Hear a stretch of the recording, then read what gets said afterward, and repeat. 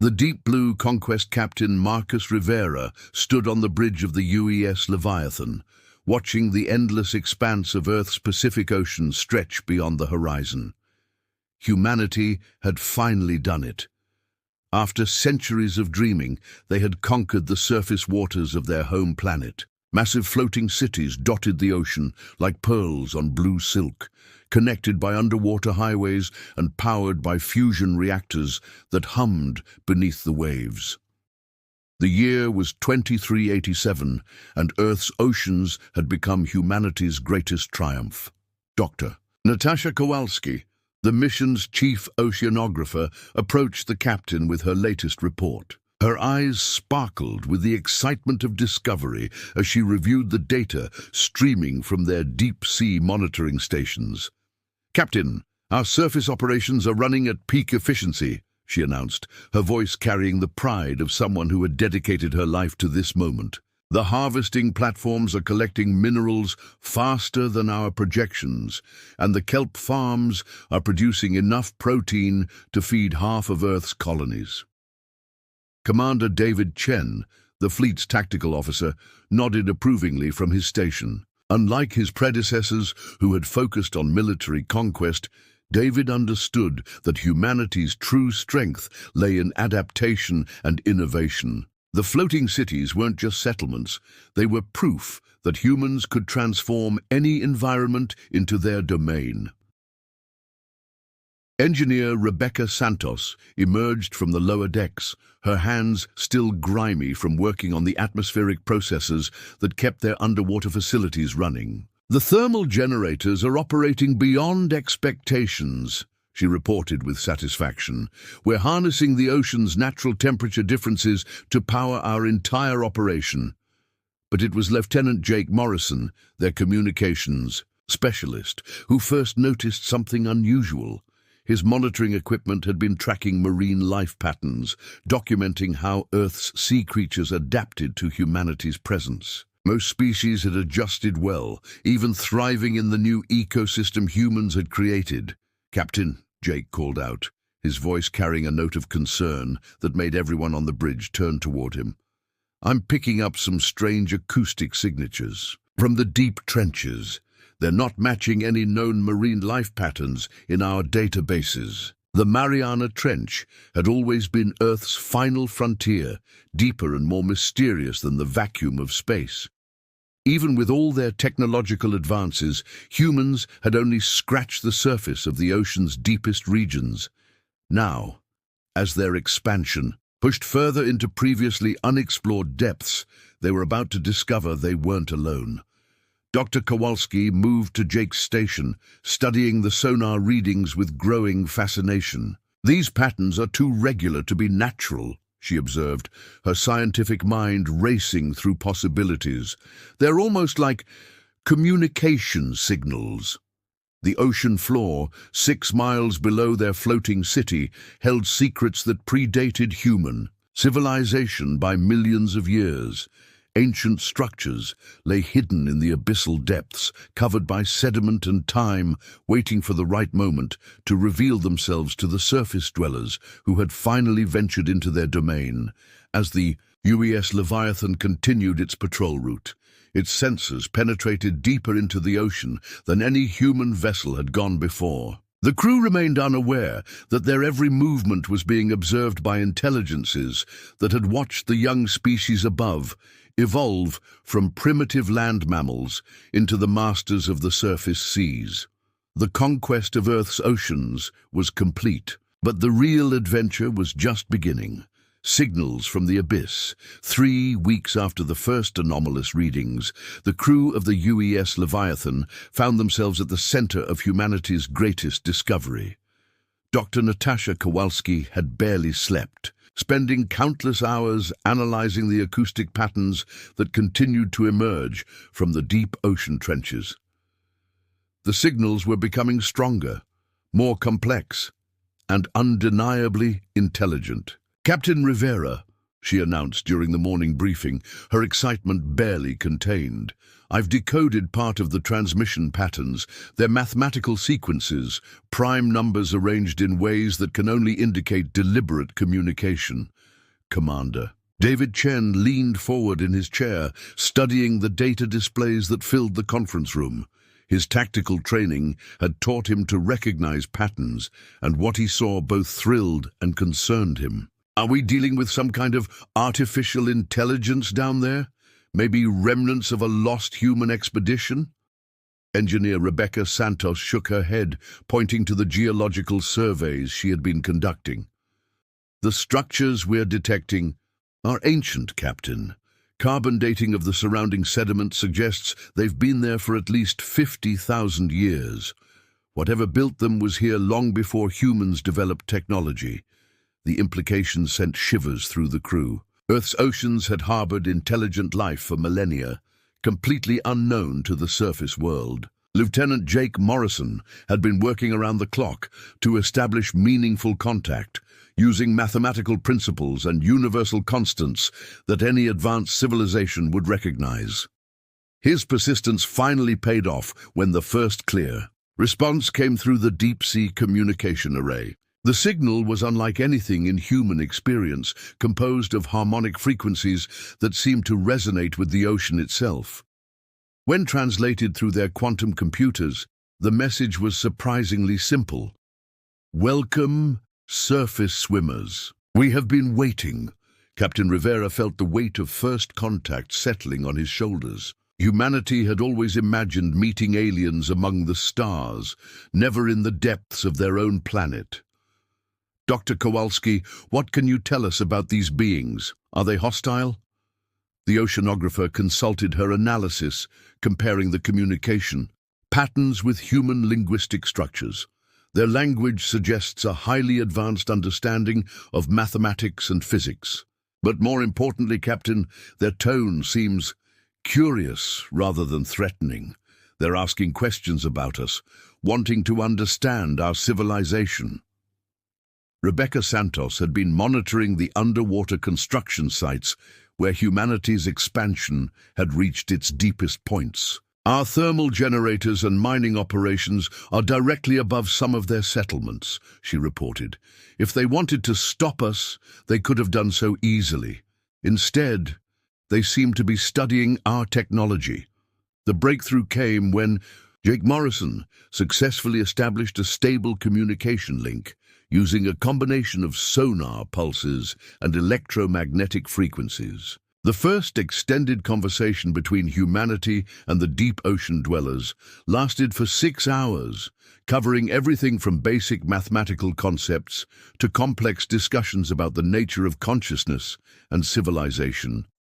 The beings called themselves the Abyssal Collective, an ancient race that had evolved in Earth's deepest trenches over millions of years. They had watched the rise and fall of countless surface species, but had never encountered any that possessed the combination of intelligence, adaptability, and determination that characterized humanity.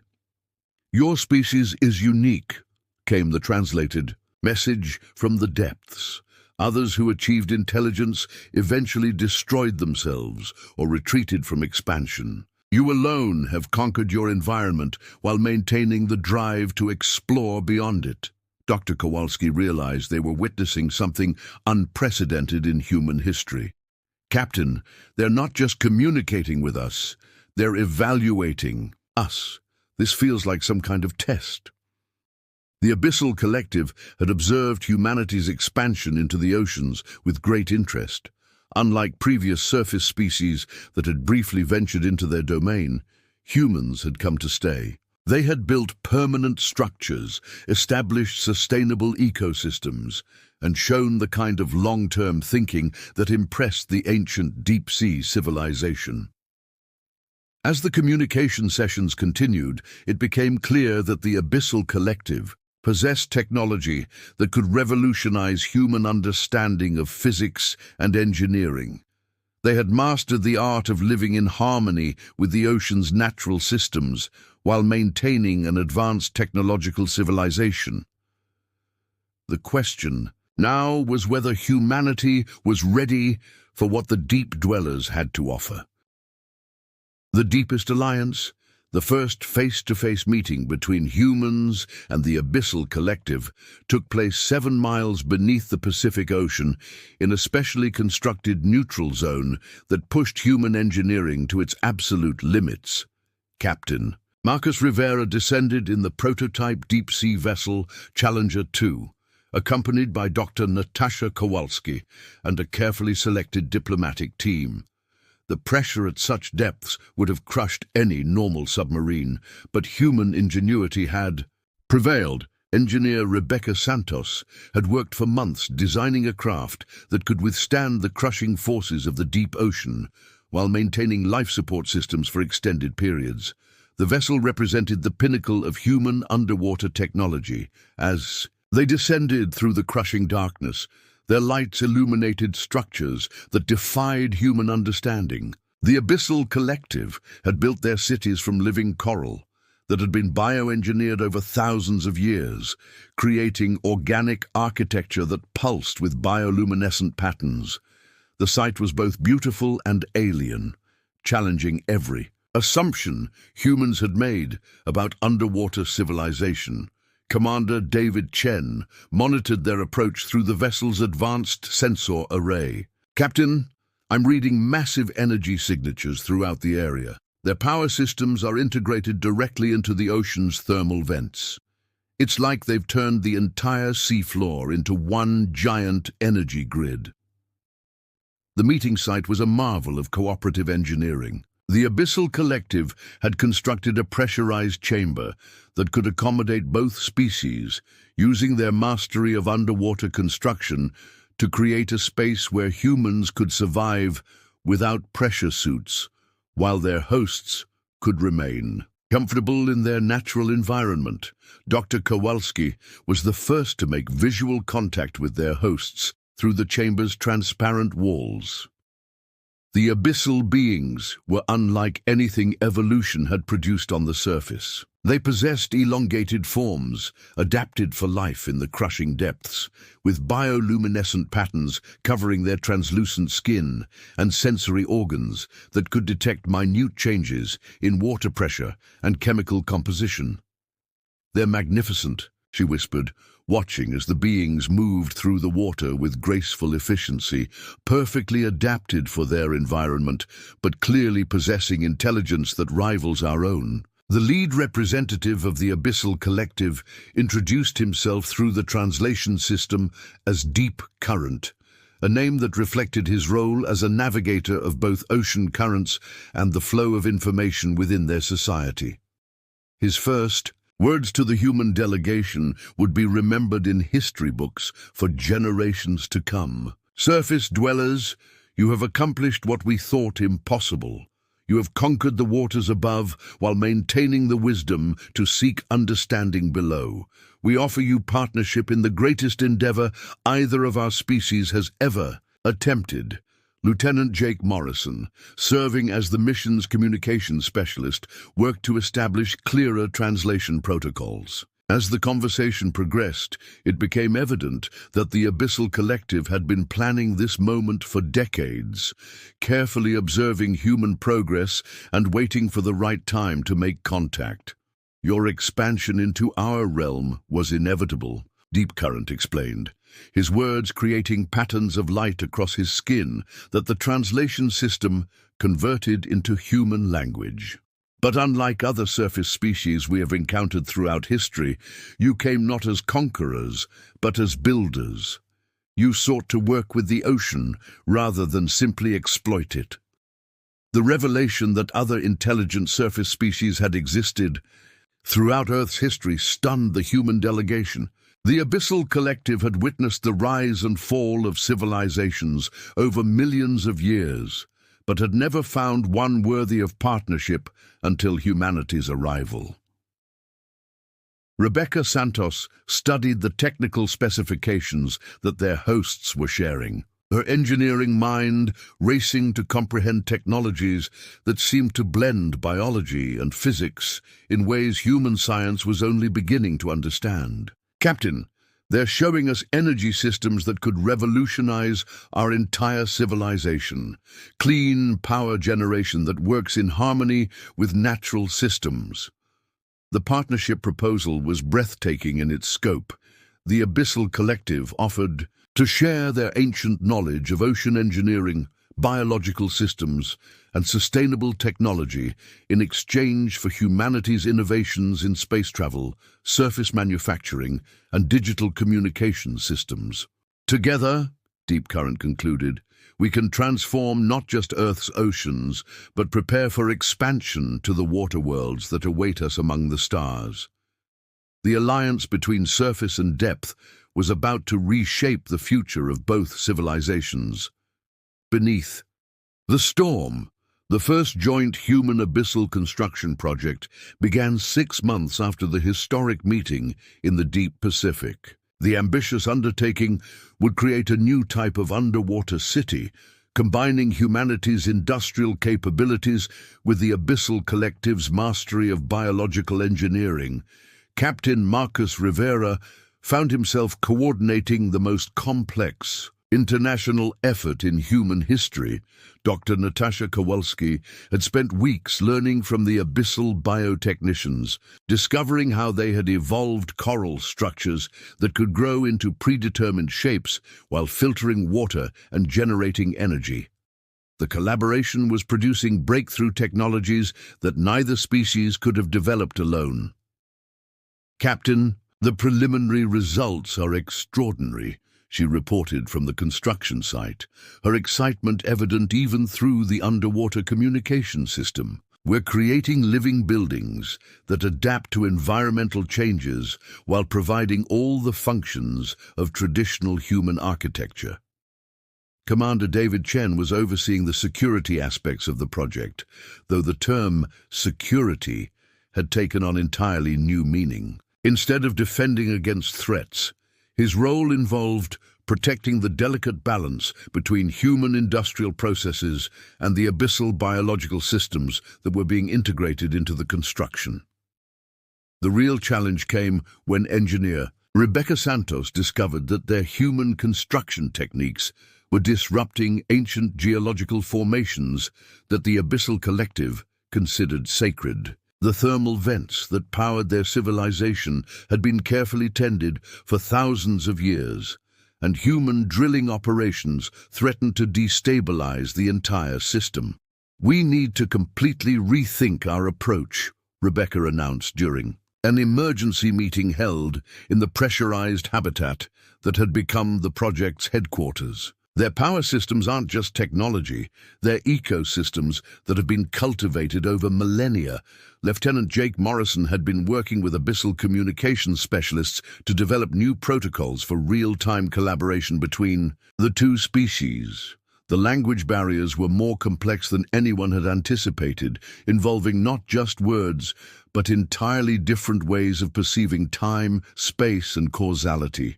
The crisis deepened when seismic sensors detected unusual activity in the deep ocean trenches. The Abyssal Collective's ancient monitoring systems had identified something that their translation systems could only describe as the Deep Awakening. Structures that had lain dormant for millions of years were beginning to show signs of activity. Deep Current contacted the human team with urgent information that changed everything they thought they knew about Earth's oceans. The construction vibrations have awakened something that has slept since before our civilization began. There are older things in the deepest places, beings that predate even our ancient society. Dr. Kowalski realized they were dealing with a layered history of intelligence on Earth that went back far longer than anyone had imagined.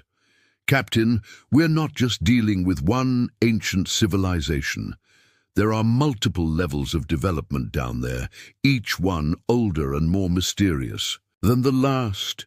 The awakening entities began to communicate through seismic patterns that resonated through the Earth's crust. Their messages were primitive compared to the sophisticated exchanges between humans and the abyssal collective, but they carried an undeniable intelligence and a sense of immense age. Rebecca Santos worked frantically to modify their construction techniques, developing new methods that would allow the project to continue without disturbing the ancient sleepers. The solution required combining human precision engineering with abyssal biological systems and the newly discovered seismic communication methods of the deepest dwellers. Commander Chen found himself coordinating not just with human and abyssal forces, but with representatives of a third civilization that communicated through vibrations in the Earth itself. The complexity of the three-way alliance pushed human diplomatic skills to their absolute limits. The breakthrough came when Jake Morrison discovered that the ancient seismic beings were not hostile, but protective. They had been guardians of the Earth's geological stability for eons, and their awakening was a response to perceived threats to the planet's deep structure. "They're offering to help," Jake announced with amazement. "These ancient beings can manipulate geological forces in ways that would make our construction project not just possible, but revolutionary. We're not just building an underwater city, we're creating a new form of civilization that works in harmony with the Earth itself." The alliance of three civilizations was about to transform not just the oceans, but humanity's understanding of their place in the universe. The new Ocean Imperium 1, year after first contact with the Abyssal Collective, the completed city of New Atlantis represented the greatest achievement in human history. The massive underwater metropolis stretched across 50 square kilometers of ocean floor, its bioengineered coral towers reaching up toward the surface, while its roots extended deep into the Earth's crust, where the ancient seismic guardians maintained geological stability. Captain Marcus Rivera, now promoted to Admiral of the Deep Fleet, stood in the city's central command center, watching as thousands of humans, abyssal beings and seismic guardians worked together in perfect harmony. The sight still amazed him, even after months of witnessing the impossible cooperation between three completely different forms of life. Dr. Natasha Kowalski had become humanity's first xenobiologist, studying the intricate relationships between the three civilizations and developing new scientific disciplines that combined human research methods with abyssal biotechnology and the ancient geological wisdom of the Deep Guardians. "Admiral, our population growth models show that New Atlantis can support over 1 million inhabitants within the next decade," she reported, her eyes bright with the excitement of endless discovery. "The city isn't just growing, it's evolving, adapting to meet the needs of all three species simultaneously." Engineer Rebecca Santos had been appointed as the chief of hybrid technologies, overseeing the integration of human engineering with the biological systems of the Abyssal Collective and the geological manipulation capabilities of the seismic Guardians. Her latest project involved creating transportation networks that used living coral tubes guided by controlled seismic waves. "We're revolutionizing the very concept of technology," Rebecca explained to a gathering of international observers who had come to witness humanity's transformation. "Instead of imposing our will on the environment, we're learning to work as partners with the natural systems of our planet."